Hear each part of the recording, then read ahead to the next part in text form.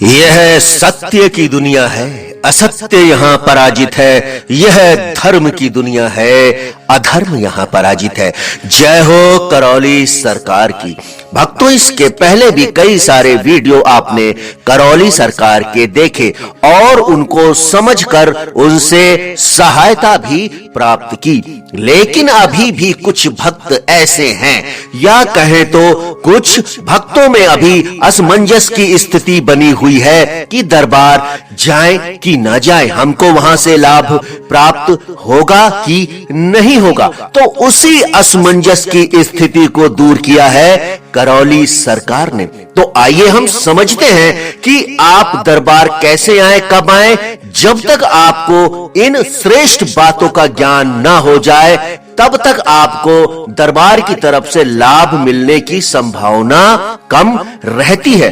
तो भक्तों, आपको इसको समझना पड़ेगा कि हमें क्या समझकर दरबार आना है और कैसे आना है। वह कई सारे नियम ऐसे हैं जिनसे आज भी हम अभी अनभिज्ञ हैं, या कहें तो हमें उनके बारे में जानकारी नहीं है। तो मेरा आप सभी भक्तों से विनम्र निवेदन है कि आप दरबार के नियमों को अच्छी तरह समझिए, दरबार के जितने भी वीडियो हैं उनको अच्छी तरह समझिए, तभी दरबार आए और आपको लाभ मिलने की 100% की गारंटी रहती है। तो आइए भक्तों, देखते हैं हम आज करौली सरकार हमको क्या समझाते हैं। तो समझिए करौली सरकार के मुख से। अस्तित्व में कोई रहस्य नहीं है, चमत्कार नहीं है। जब तक उसे कोई व्यक्ति, विषय, वस्तु या घटना समझ में नहीं आती, उससे क्रिया प्रक्रिया नहीं दिखती है, तभी तक वह रहस्य लगती है। अन्यथा सब कुछ साफ साफ है, पारदर्शी है। कहने का तात्पर्य है कि जब तक आप उसको समझना नहीं चाहते हैं, तब तक वह घटना आपकी समझ में नहीं आती है। लेकिन जैसे ही आपको उसको समझने की चेष्टा जागती है, वह धीरे धीरे घटनाएं आपके सामने पारदर्शी होने लगती हैं, अर्थात वह घटनाएं आपके समझ में आने लगती हैं। आगे कहते हैं, कोई भी व्यक्ति, महापुरुष या संत या उनके कृत्य इसलिए रहस्यमय लगते हैं क्योंकि उनसे मिलने वाले आम जन उनके द्वारा अर्जित की गई ऊर्जा या विद्या का सीधे सीधे आशीर्वाद या किसी भी रूप में लाभ लेने आते हैं। उन्हें जानने या विद्या को समझने नहीं। सभी लोगों में जानने समझने की भूख भी नहीं होती। या कहने का तात्पर्य है कि सभी लोग जो आते हैं वह बस यूं ही चले आते हैं। उनको ज्यादा चेष्टा नहीं रहती कि हम दरबार के बारे में समझें, हमारा मरीज जल्दी से ठीक हो जाए। वह हमेशा भ्रम की स्थिति में ही बने रहते हैं। इसीलिए वे थोड़ा बहुत लेकर आगे बढ़ जाते हैं, अन्यथा किसी दूसरे देने वाले की तलाश करते हैं, कभी इस द्वार कभी उस द्वार। इसे ही भटकना कहते हैं।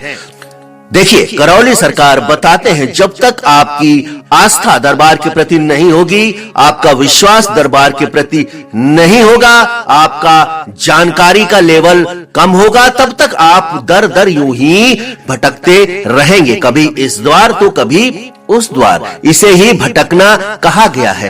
तो भक्त तभी भटकते हैं जब उनमें विश्वास की कमी होती है, श्रद्धा की कमी होती है। तो पूजा, श्रद्धा, विश्वास सबको 100% अपने अंदर जगाइए। मगर कुछ लोग होते हैं जिन्हें जानने समझने की भूख होती है, और यह जानने समझने की भूख तभी आती है जब आपको किसी दरबार के प्रति या किसी के प्रति विश्वास, आस्था, पूर्णता होती है, ललक होती है। कुछ लेने की नहीं, बल्कि कुछ पाकर, तृप्त होकर कुछ देने की ललक होती है। वे खोजते हैं, भटकते हैं, तप साधना करते हैं, फिर कुछ देने लायक हो पाते हैं। देने वाली सर्वश्रेष्ठ वस्तु समझ, ज्ञान और ऊर्जा ही है। अब देखिए, करौली सरकार बताते हैं कि कुछ भक्त ऐसे भी हैं जिन्हें तृप्त होकर कुछ देने की ललक होती है। वे खोजते हैं, भटकते हैं, तप साधना करते हैं। ऐसे लोग ही तप साधना करते हैं, फिर वो बनते हैं कुछ देने के काबिल।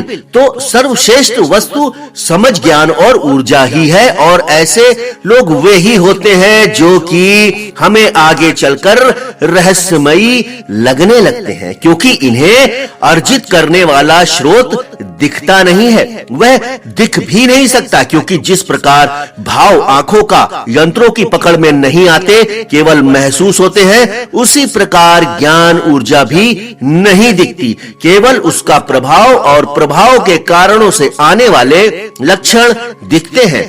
बहुत कोशिशों के बाद यंत्रों से केवल इन लक्षणों में आने वाले उतार चढ़ाव ही पकड़ में आते हैं। तो भक्तों, यह जो आपने करौली सरकार के विचार समझे, इनको जाना, वह आपने यह भी जाना कि हमें करौली सरकार के दरबार आने पर किन किन संकटों से मुक्ति मिलती है। तब तक के लिए जय हो करौली सरकार की, जय हो सच्चे दरबार की।